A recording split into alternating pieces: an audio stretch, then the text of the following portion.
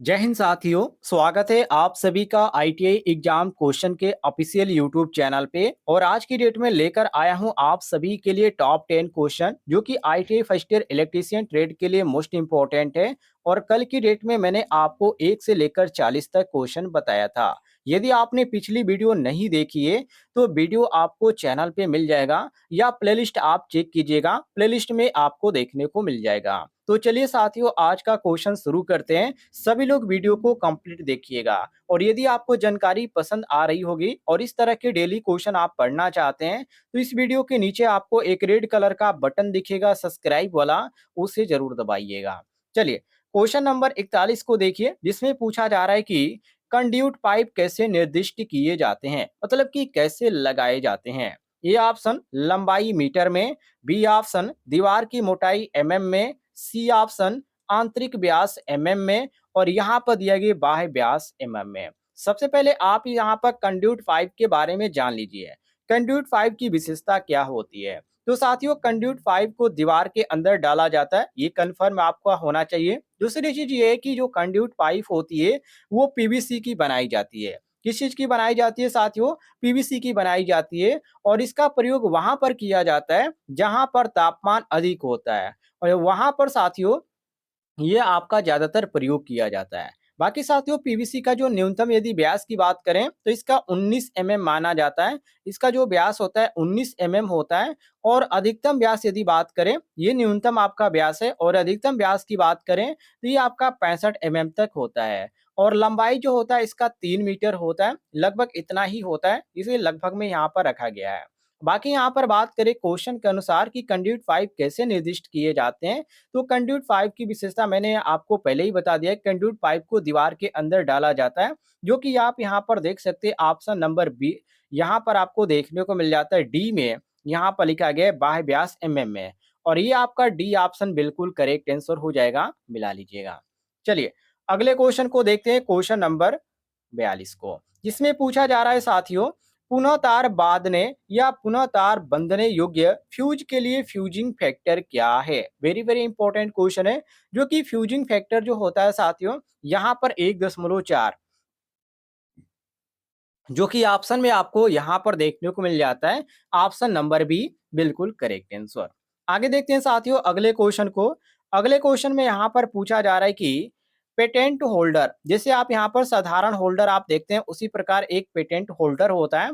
Patent holder संयोजन के लिए अंडर राइटर की गांठ का उद्देश्य क्या है। अंडर राइटर की गांठ का उद्देश्य ये होता है, जो कि यहाँ पर जो होल्डर होता है उसको क्या रखे, यहाँ पर पकड़े रखे। मतलब कि होल्डर एक आप कह सकते हैं कि एक क्या है, एक तरह से यहाँ पर सहायक सामग्री होता है, जो होल्डर के एक प्रकार के अंतर्गत आता है। और जो पेटेंट होल्डर की बात किया गया है, जो पेटेंट होल्डर होता है साथियों, इसकी यहाँ पर कई विशेषताएं होती है, जो कि टर्मिनल होते हैं उस तनाव को कम करता है। और इसी के कम करने के लिए यहाँ पर ज्यादातर इसका प्रयोग किया जाता है, जिसको हम पेटेंट होल्डर बोलते हैं। जो कि यहाँ पर अंडरराइटर की गांठ इसलिए यहाँ पर दिया जाता है कि जो वायर है वो यहाँ पर पकड़े रखे, और यहाँ पर ज्यादातर लोड सर्किट पे ना पड़े। तो साथियों, यहाँ पर आपका जो सही हो जाता है ऑप्शन नंबर डी सही हो जाता है, समान के टर्मिनलों का तनाव कम करने के लिए। ये आपका डी ऑप्शन बिल्कुल करेक्ट आंसर हो जाएगा। आगे देखते हैं साथियों अगले क्वेश्चन को देखिए, क्वेश्चन नंबर 44 को। ये भी क्वेश्चन काफी इंपॉर्टेंट है, जिसमें पूछा जा रहा है कि फ्यूज कौन से प्रकार का है। ये आप देख सकते हैं फ्यूज, जो साथियों यहाँ पर पढ़े होंगे, जो थ्योरी पढ़े होंगे उनको मालूम होगा इसको किस नाम से जानते हैं। तो ये होता है साथियों HRC। ये क्या होता है साथियों? HRC फ्यूज है।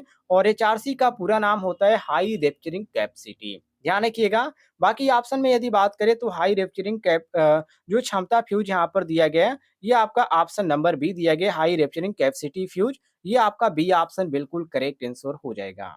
आगे देखते हैं साथियों अगले क्वेश्चन को। अगला क्वेश्चन आपके सामने, जिसमें यहाँ पर पूछा जा रहा है कि विद्युत सामग्री का नाम क्या है। ये भी आप देख सकते हैं एक तरह से क्या है, एक तरह से होल्डर ही है।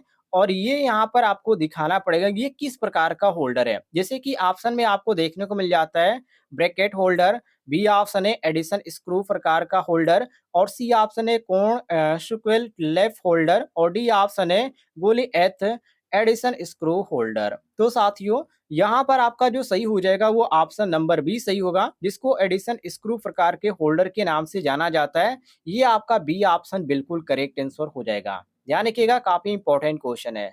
और इसके जो यहाँ पर आप देख सकते हैं, जो यहाँ पर आपको देखने को मिल जाता है किल की तरह, ये जो बनाया जाता है किस चीज के बनाए जाते हैं, पीतल के बनाए जाते हैं। ये काफी इंपॉर्टेंट है, इसको ध्यान रखिएगा। जब यहाँ पर ड्राइंग में जो क्वेश्चन पूछे जाते थे, तो यहाँ पर इस तरह के आपको कई ऑप्शन देखने को मिलते थे और उन ऑप्शन में से आपको चूज करना पड़ता था ये कौन से होल्डर है। और इसमें होल्डर में ये जो है इस पे इंडिकेट किया जाता था और वहाँ पे पूछा जाता है कि ये किस चीज को इंडिकेट किया जा रहा है। तो ये आपको क्वेश्चन कुछ इस तरह से देखने को मिलता था जो कि ड्राइंग में। लेकिन अब यहाँ पर ड्राइंग जो है ऑनलाइन भी होने लगा है, तो यहाँ पर ज्यादातर आपका जो क्वेश्चन इस तरह आपको देखने को नहीं मिलेगा।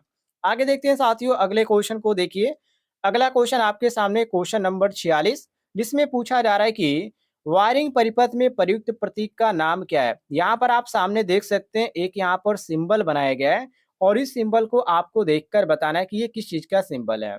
तो साथियों मैं आपको बता दूं, इसमें आप दो तरह से इसको पहचान सकते हैं। पहले ऑप्शन देख लीजिए, यहाँ पर दिया गया लिंक, फ्यूज, और सी ऑप्शन है फुल स्विच, डी ऑप्शन है प्लग और सॉकेट। अब मैं आपको जूम करके दिखा देता हूँ, ध्यान से देखिएगा। ये जो है साथियों क्या है, ये आपका जो है ऊपर जो यहाँ पर दिया गया है, इसको बोला जाता है प्लग, और नीचे जो यहाँ पर दिया गया है साथियों इसको बोला जाता है सॉकेट। इसको ध्यान रखिएगा।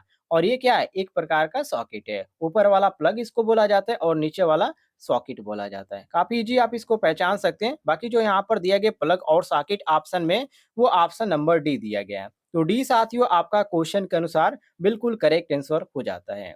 आगे देखते हैं अगले क्वेश्चन को। अगले क्वेश्चन में यहाँ पर पूछा जा रहा है कि एल श्रेणी एमसीबी के द्वारा किस प्रकार के भार को सुरक्षित किया जाता है। देखिए एक होता है एमसीबी और एक होता है साथियों आरसीबी, ठीक है, और ये आपका होता है एलसीबी होता है। तो इस तरह कई सारे ईसीबी आपका होता है, अर्थ लिखे सर्किट ब्रेकर हो जाता है, एमसीबी हो जाता है मिनिएचर सर्किट ब्रेकर हो जाता है। तो जितने यहाँ पर आपको सर्किट ब्रेकर का नाम याद है, आप उसका फुल नेम भी देख लीजिएगा, साथ में उसका मीनिंग भी देख लीजिएगा, क्योंकि ऑप्शन में आपको देखने को मिलेगा इस तरह के क्वेश्चन ज्यादातर पूछे जाते हैं जो कि फुल फॉर्म से टाइप के संबंधित होते हैं और उसमें मीनिंग का अंतर करके आपको दिया जाता है, तो उसमें आपको चूज करने में काफी दिक्कत होगी। तो आप शॉर्ट नेम को भी ध्यान रखिएगा यदि एग्जाम देने जा रहे हैं तो।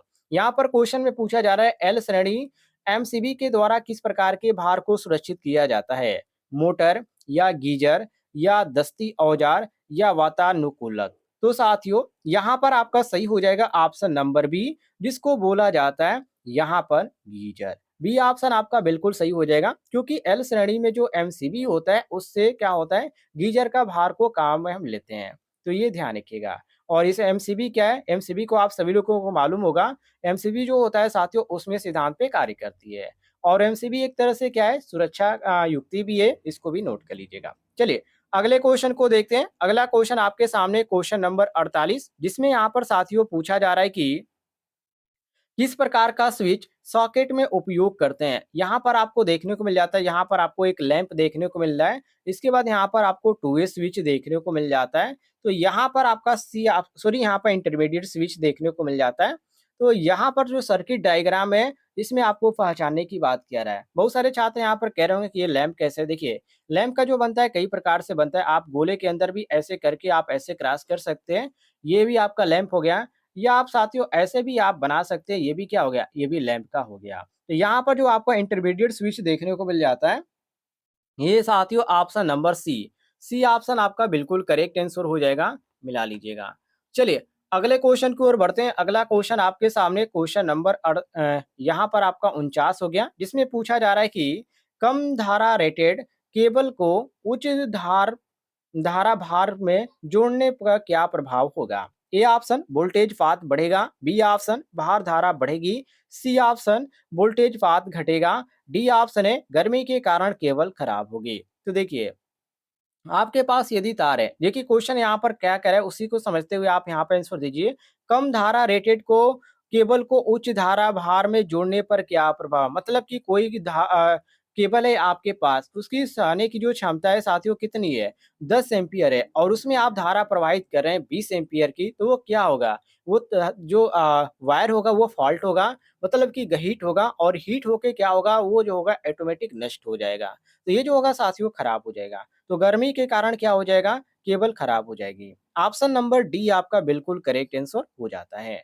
चलिए, अगले क्वेश्चन को देखते हैं। अगला क्वेश्चन आपके सामने जो कि कंड्यूट सामग्री यहाँ पर पूछा गया है कि कंड्यूट सामग्री का नाम क्या है? इस सामग्री को आपको देखकर पहचान कर इसका आंसर देना है। तो इसको बोला जाता है साथियों निरीक्षण बैंड। क्या बोला जाता है? निरीक्षण बैंड बोला जाता है, जो कि ऑप्शन में आपको सी ऑप्शन देखने को मिल जाता है।